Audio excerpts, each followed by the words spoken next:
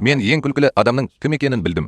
Ал ең күлкілі 2-3 адам болды. Бұл маған қарағанда күлкілі екені сөзсіз. Қалай ойлайсың? Бұл топтағы біреу сен сияқты жақсы ма? Әлде сенен жақсы ма? Ол жерде сен ойлайтын адам бар ма? Иә, шын айтасың ба? Иә. Мысалы, сенен артық кім бар? Менің айтқым келіп тұрғаны.